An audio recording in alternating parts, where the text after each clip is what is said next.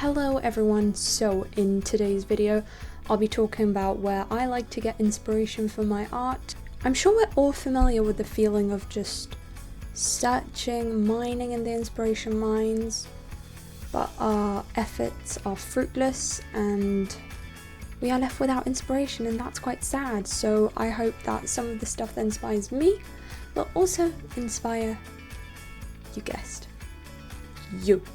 Number one is always to watch films with a critical eye, because movies with good cinematography will be your best friend. Always look out for good composition, good colours, lighting, and just take screenshots when you're watching movies and have them in a nice little document that you can always refer to when you're just searching for inspiration. You could either directly copy the screenshot or focus on specifically one area. Film Grab is an amazing resource for artists. It has wonderful cinematic screenshots of really good movies, and you can browse by genre. You can find some really good scenes. I'm going to just put an artwork up here that I did based on a screenshot. I don't remember what movie it's from. It's a drawing of my OC, so it doesn't really look like the screenshot from the movie because that was a guy, but yeah, I painted Ruth and you can see she's very bruised, but the guy in the screenshot was very bruised and I really liked it. I've actually never painted bruises before, so it was kind of cool. Number two is art books. Okay, I have some right here and they're really good. I've got some Disney animation books. I've got this one and a concept art one. It's amazing to flip through them. They're so good. Like, it's got some of the original pencil sketches from some movies, some of the little short films, I guess, that they did.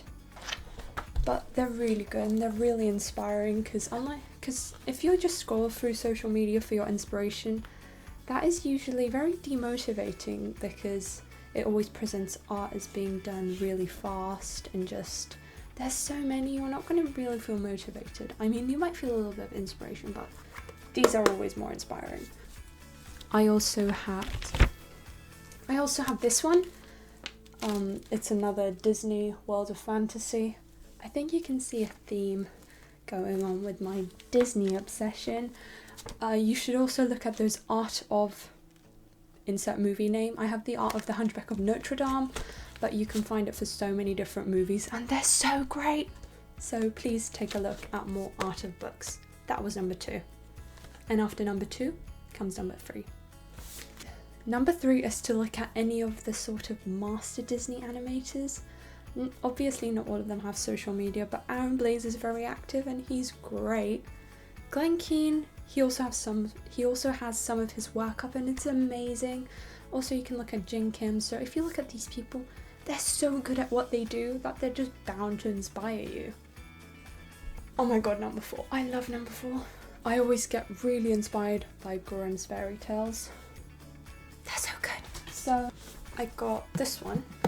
This is a collection of loads of Grimm's fairy tales, and they're illustrated by Arthur Rackman, he died a long time ago. He was an amazing illustrator, and I don't know, here's some of his work. I'll put some up on screen as well in a sec, but his work is so incredible. Like, look at this. Looky here. It's so good. You're bound to be inspired by him. I also have more fairy tale books. They're so good. Awesome, just a quick idea. For me it's fairy tales because I just feel a lot of love and nostalgia when I think of them. But if there's anything that is very nostalgic for you and you just really love, you're just bound to feel inspired by it. So maybe something completely different for you. Maybe it's some old fun ties that you've forgotten, or maybe something from your childhood. I don't know, but inspiration can come from love as well. Yeah. Number six is just novels or books. I know this is not a book recommendation video, but I could go on about my favourite books literally forever. So I'll just be telling you a few and so showing you some of the fan art I made. The Lunar Chronicles. I love the Lunar Chronicles. They're so good. I drew Cress, Thorn and Winter. And I actually drew more characters, but digitally I only drew the 3 of them in a more detailed style, and I'll put them on screen right now. Let me get out of the frame.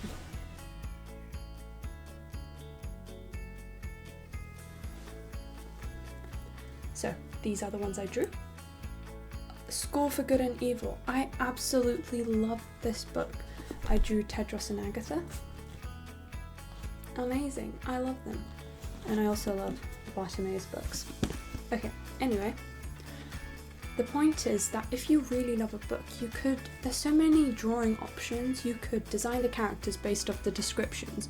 You could reread a scene and draw the entire scene, like design the set, design the buildings, how it would look like as a production.